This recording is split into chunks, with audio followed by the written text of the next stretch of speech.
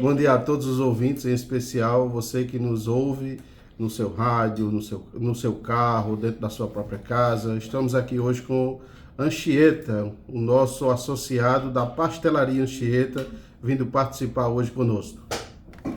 Muito bom dia para a gente ter conosco aqui na Caturité.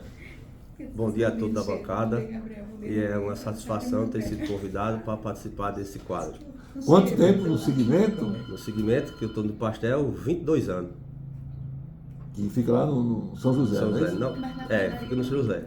Mas que eu comecei ali não foi aqui em Campinas faz só 6 anos que nós estamos aqui em Campinas. Perfeito. Como é que você deu a opção e a introdução dos passos iniciais nesse segmento? O segmento foi vamos dizer assim, na base da precisão, né? Você se senta assim, precisando de fazer alguma coisa e inventa e pronto. Aí eu inventei tudo isso, eu sou de Soledade, aí eu inventei tudo isso lá em Soledade. Aí comecei lá e faz 6 anos que eu estou aqui em Campinas. Perfeito. Nosso tema hoje, Norival, é o famoso panetone, né? Cuja época está se aproximando, a época mais intensiva está se aproximando, né? Correto. Agora, de forma correta, bom dia Arimateia também. Sim, vamos lá. Panetone, uma iguaria natalina, herdada dos patrícios italianos, né? Vindo lá da cidade de Milão. A história remonta que a receita surgiu no século XV. E aí tem várias lendas dessa formulação tão especial hoje e tão apreciada na culinária brasileira.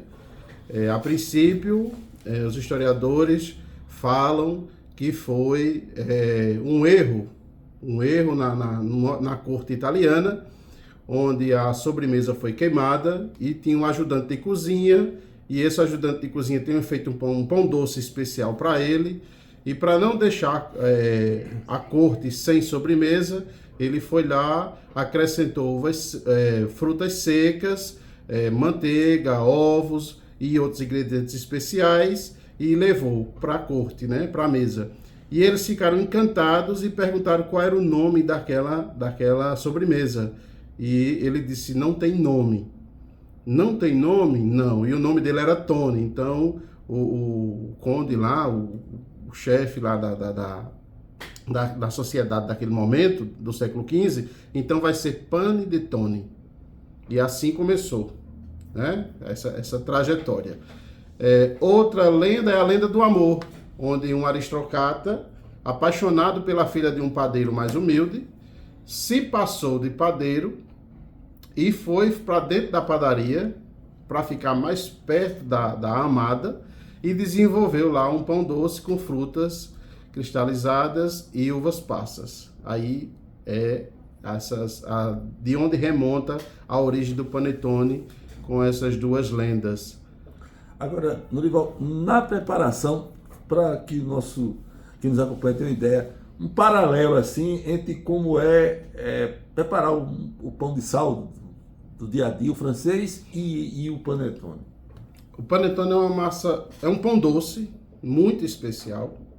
Aí a gente comentou outrora a diferenciação de massa salgada para massa doce. Então, o panetone é um pão doce muito especial, muito rico em gordura, muito rico em açúcar e rico em ovos.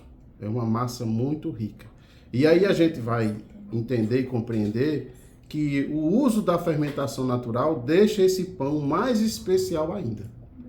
Porque melhora a digestibilidade, melhora a vida útil, dá mais qualidade, dá mais sabor e dá também o resultado deixa eu pegar aqui o nome bem direitinho, a textura do efeito de fio, que é você partilhar ele como se fosse, você vai desfiando o pão, e esse efeito de fio é justamente o resultado produzido pelo fermento natural. No início do século XIX, com a imigração italiana para o Brasil, os italianos, eles produziam só entre as famílias. Eles trouxeram a massa madre da Itália e iam dentro das famílias, não faziam para quem não era italiano. E não deixava quem não era italiano provar. Era uma iguaria específica que eles ficavam restritos ali para ele. No início do século XX, Isso foi se abrindo, principalmente em São Paulo, os paulistas, que provou, adorou o pão, e aí foi ficando popular, e mais para frente, na década de 60, o italiano Balduco, ele popularizou a receita, abriu uma doceria, depois abriu uma fábrica na cidade de Guarulhos, e hoje é o maior vendedor de panetone do mundo. Desde o início ele tinha sempre, eu vou chamar legalmente de recheio, de fruta, chocolate, ou ele era puro? Desde o início, desde a sua formação, teve esse incremento das frutas, tá? Das frutas secas, das uvas passas, tem outras frutas também, como damasco. Então, assim, foi feito um emaranhado de frutas secas no início para dar sabor. E aí esse sabor foi aprovado. Então ficou essa tradição. Em Milão, o panetone ele não usa chocolate. A tradição é as frutas.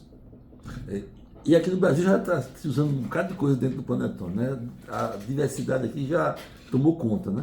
O brasileiro ele é muito criativo, né? E inovador, né? Não é à toa que nós temos uma cidade, a Campina Grande é um polo de inovação, né? Então, assim, o que foi que o brasileiro fez?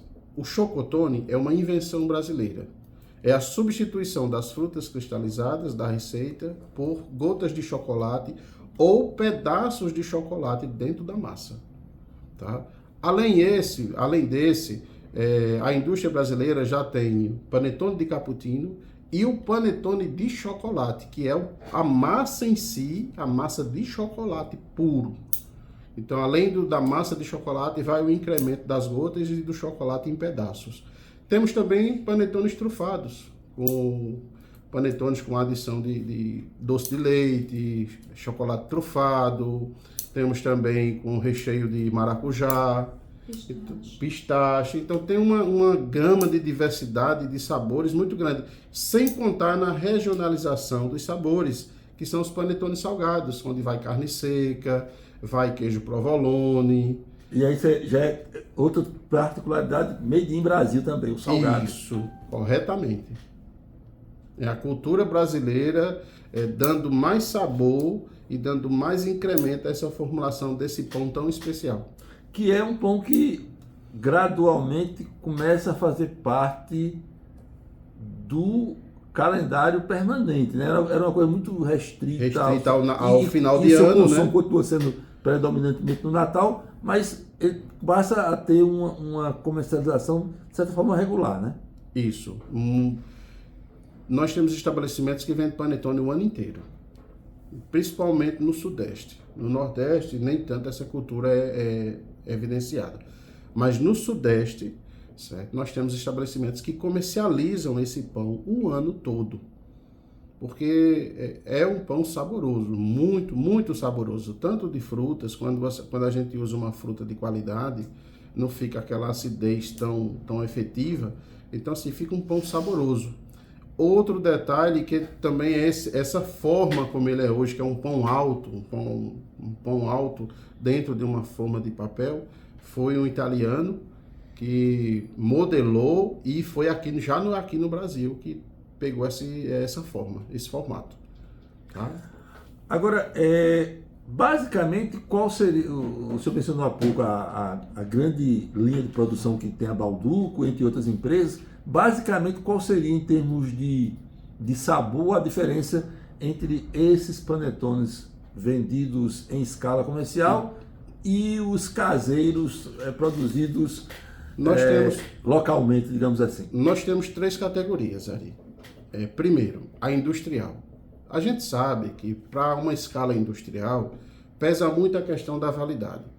Para se obter um produto com uma validade considerada extensa, se faz necessário o uso de conservantes. Aí é o primeiro ponto, certo, de separação da produção em escala para uma produção artesanal. Na produção artesanal, nós temos ainda 2 diferenciações. Os panetones artesanais, eles são zeros conservantes, zero. O conservante do panetone artesanal é tão somente o levain, os ácidos láticos e acético produzidos pelo fermento natural. Tá? E o panetone, por exemplo, feito, vou citar aqui o Ideal, vou citar as panificadoras, as padarias. A gente tem hoje a indústria que trabalha muito a nosso favor com as bases, certo? Então a gente recebe uma caixa de base de panetone, onde já vem com todos os insumos pesados, bem elaborados, tudo dentro da escala para que aquela receita seja bem formatada e bem feita. E aí a gente recebe essa base, adiciona farinha, água, as frutas e bate na maceira. Então esse panetone também tem menos, quase não tem zero conservante, mas a quantidade é mínima, bem pouquinho mesmo. Então os panetones feitos nas padarias e nos supermercados, eles também têm essa característica de ter um sabor, quando ele bem elaborado e bem feito, ele tem um sabor melhor do que o industrial. Geralmente o industrial, dependendo da marca, você pode notar, o cliente vai notar que é um pouco seco, longe não tem aquela umidade característica de um pão bem recheado, cheio de frutas, que naturalmente, né, era para deixar ele mais úmido. Mas a falta de umidade é justamente para que ele tenha uma vida longa de permanência sem mofar. Perfeito. E acaba sendo impactando visivelmente a questão do choque de sabor, né? O impacto é evidente, né? Assim, eu sempre falo que assim, um produto feito de forma artesanal vai ser sempre superior ao industrial, principalmente pela saudabilidade. Mas isso não quer dizer que a indústria faça produto ruim. A gente tem produtos industriais de excelentíssima qualidade. Outrora eu falei aqui que as pesquisas elas são constantes nessa cadeia produtiva, e hoje até os conservantes eles passaram também por um processo de melhoria tecnológica, onde ele impacta muito pouco o resultado da fermentação na massa. Porque geralmente os conservantes, ele inibe a reação do fermento. E hoje, se tem os chamados encapsulados, certo? Que o conservante ele fica numa películazinha, envolto numa película bem fininha, numa membrana bem fina, não impactando o trabalho do fermento na massa.